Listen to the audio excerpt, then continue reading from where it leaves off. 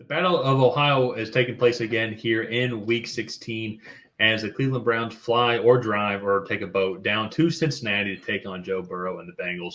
My name is Tyler, here with my brother Ryan, and we're going to break down this matchup for you here in Week 16. Before we do that, thank you to everybody that subscribed to the Tracy Take here in 2024. We hit our goal of 6,000 subscribers thanks to you all. And if this is your first time here and you like the content that we put out, be sure to hit that subscribe button, tackle that bell, and leave a like and a comment. Let us know who you think will win and why. Ryan, Cincinnati Bengals, once again, Joe Burrow and Jamar Chase and Chase Brown had an amazing game today. Great job by the defense as well. Only gave up 27 points to the Tennessee Titans. Phenomenal performance overall by them, considering previous performances. And so still, Bengals have a slim playoff hope. They are 6-8 on the season. They are 2 games back from the wild card spot. They can't win the division. They are out of the division race as of now, as they are 4 games back from the Steelers. But still some slim possibility that they can make this year. They have this game, then they actually play Denver in Week 17, and then they're at Pittsburgh in Week 18. So we'll have to kind of wait and see. But once again, this offense still is going at just an absolute historic rate. It's absolutely wild. Joe Burrow had another great game today. 26 for 37, 271 yards and 3 touchdowns and 2 picks. Jamar Chase, he didn't break 100 yards, but 9 catches, 94 yards. That's not that bad either. So Cleveland, on the other hand, had the exact opposite game of them. Ended up having to bench Jameis Winston because he had 3 horrible picks.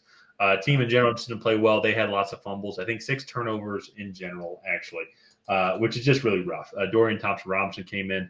Also, too, unfortunately, Nick Chubb broke his foot. So hopefully that he has a speedy recovery and he keeps playing. He's always super fun to watch. It was good seeing him come back here. Maybe with a full off season of training, he can kind of get back to his old self. But a lot to talk about with the Browns off season overall. And so when it comes to this game, let's talk about this game real quick, but kind of before we shift gears and talk about kind of just the teams in general. But what do you think the Browns have to do to come in and pull off an upset victory on the road? And kind of end the playoff hopes for their in-state and division rival. Well, they got to come in and, not turn the ball over, but also they got to put up points. This is one of the best offenses in the league. That 6-8 record kind of covers that up because his defense is so bad. But they got to come in here, put up some points, not give the Bengals any free possessions because, trust me, this offense does not need it. And then also they need to step up and make some plays on the defensive side of the ball, get some turnovers, slow down Jamar Chase and this passing attack. I mean, it's a tall task, but they've done it in the past. I think they have a chance to come in here and do it again. Without Nick Chubb, I think it's going to be harder on the offensive side of the ball. It's going to put more pressure on Jameis Winston. But what I will say is I know Jameis Winston, he had the 3 picks today before he was benched. He can come back in next week and be 30 for 40 for 400 yards and 4 touchdowns in a totally clean game. Like, he really is like that high and low. And so I don't want to underestimate what he can do. Is that likely? Probably not. But I think it's definitely a possibility. And yeah, I think on the flip side, they match up well. Denzel Ward, Greg Newsome, Myles Garrett can dominate that front or the offensive line of the Cincinnati Bengals. So I think it could be a high-flying shootout. Could also kind of turn into a little bit of a stalemate. I feel like sometimes, especially if Jameis Winston is playing, when you get I'm going to use a fighting analogy, but when you get like 2 heavy hitters, sometimes they can become a little gun-shy to throw punches, and it just kind of turns into a stalemate. So I could see it being like 38-35. I can also really see it being like 17-10, like just kind of where some of these division matchups can fall. Well, and that's actually like when they played earlier in the year in Cleveland. It was actually the game that Deshaun Watson tore his Achilles, but it was 21-14. Cincinnati won. And it was, you look at the stat line, it was a very mediocre stat line, mediocre at best, if we're being honest. Even Joe Burrow didn't have that great of a game. I think he only had only 164 team passing yards, only 59 rushing yards, 223 total offensive yards for Cincinnati in that game. So kind of to your point now, it was a road matchup. It was earlier on in the year, definitely when the Bengals were not playing like how they're playing as of right now. But to your point, though, Browns defense does kind of match up well against the Cincinnati Bengals offense. And on the flip side, too, who knows what we're going to see from this Cleveland Browns offense. I'll get to that here in a second, but the Bengals defense is extremely poor. Also, and also too, I know they had several picks today against Will Levis, but also they gave up 27 points to this Tennessee offense, which should not be giving up 27 points at all. No. So it just kind of goes with that as well. For the Cleveland Browns, don't know what they're going to do at quarterback. That's obviously going to be a big key indicator on the type of potential game that I think that they're going to play. Because if it's Dorian Thompson-Robinson, definitely going to be much more tame, much more mild offense performance. If it's Jameis Winston, it could be your point exactly. And I think the route that they go is actually going to be a pretty big indicator of how they feel about Jameis Winston if they want to bring him back. Because you go and draft Dorian Thompson-Robinson just a couple of years ago, you have him go and develop, and he's probably going to be a perennial backup his entire career.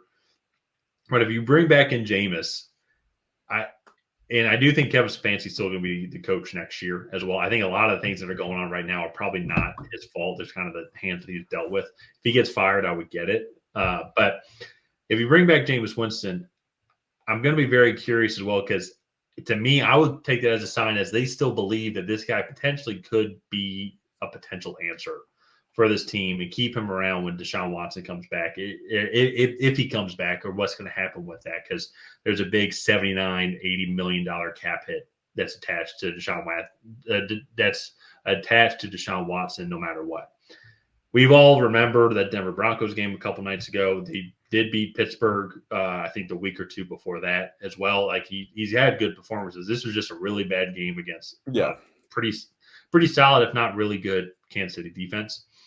And this could still be a guy that you could Band-Aid, where you could still win some games and still put some good performances on the field, a fun guy to watch, a fun guy to root for. Because I think we all now, especially too, now that we have Jameis Winston back in our lives, I think we all really want to root for him. And so, but if they go with Dorian Thompson-Robinson, I think that closes the book on Jameis Winston in Cleveland. I think they move on from him in the offseason. And I wouldn't be surprised if they do that at all. I'm just kind of speculating. And if you go with Dorian Thompson-Robinson, I also think too as well, then you still want to see if this kid could still be a potential backup for whoever is going to be the quarterback next year.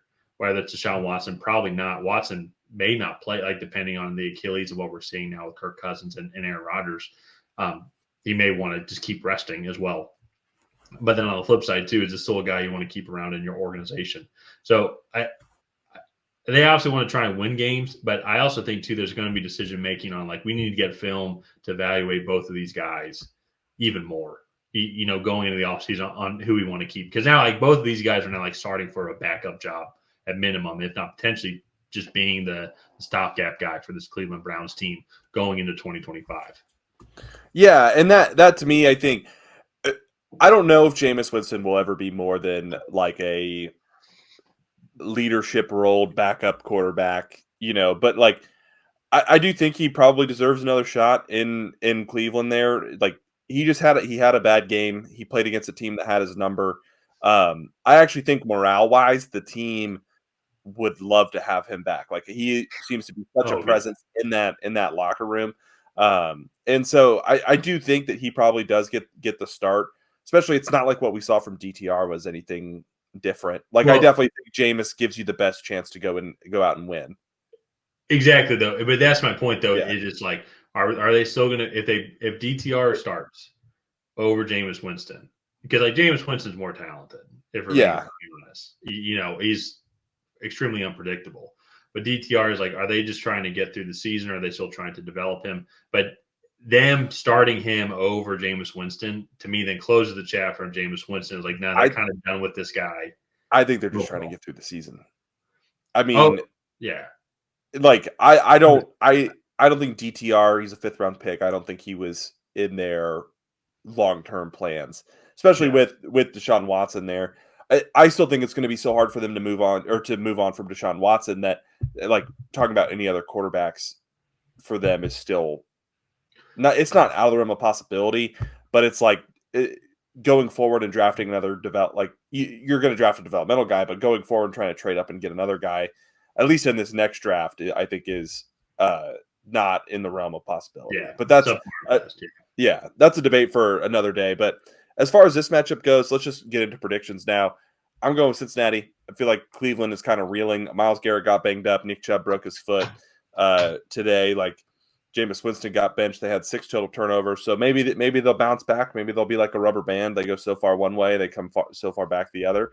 But I just don't see it in Cleveland right now. Cincinnati is offensively just phenomenal, like absolutely phenomenal. Yeah. Defensively, they can't stop an old lady in a motorized shopping cart. And so like I don't know what is going to happen. I just think Cleveland's going to make enough mistakes that Cincinnati pulls this one out pretty handily. Yeah. No, I'm going to go with Cincinnati as well. I will say I think it's going to be tough for them to do it on the ground. Cincinnati is 30th ranked when it comes to rushing yards per game, but they do a bunch of running the ball through the air. A lot of quick, like little screen passes to Chase Brown or T. Higgins or Jamar Chase, just getting their playmakers the ball. So it's not traditional running plays, but it's like a super high percentage throw that kind of acts as a running play. And so I think we're going to see a lot of that, and then we're just going to see and then to your point though, then just the Bengals just doing their thing. If we're being honest, so they're super fun to watch. They're a team, I will say, if they do somehow make the playoffs, I don't want to play them at all because this offense can put up 40 on anybody. So exactly, and that to me is what's so terrifying is like they've scored over 32 points, I think, in like 4 matchups and lost all of them. Oh, like, not even more. Like here, like this is our last video of the night, so let's look it up here. So it's like it's 38 to the Steelers and lost, 34 to the Ravens and lost, to the Commanders, 38 to the Ravens, 34 to the Ravens, 27 to the Chargers. I'll throw that in there. 38 to the Steelers. That's 5. So 5 games of 27 and more. Yeah, and they've lost. Yeah. They really have lost only one game where like it wasn't close, and it was that Philadelphia Eagles game. Every other game, though, with their defense was 5% better. Like if they stop Jaden Daniels one time, they win. If they stop Lamar Jackson one time, one time in each game, then they win that game. You know, and shoot, actually, even I say that I think Evan McPherson missed a field goal. Yeah, he did, and then like they had late turnovers that allowed Baltimore to come back in one of them. So I don't know. The Bengals just found ways to shoot themselves in the foot. They're trying to right their wrongs at this point in the year, but we'll see what they can do against Cleveland. We're both picking them to win. Let's go ahead and wrap this one up here. If you guys have not already, please go ahead and like and subscribe. That is the best way to help out the channel. While you're down there, go ahead and leave a comment on who you think is going to come out ahead in this Battle of Ohio. Will it be the Cleveland Browns? Will it be the Cincinnati Bengals? Other than that, we'll see you guys next time.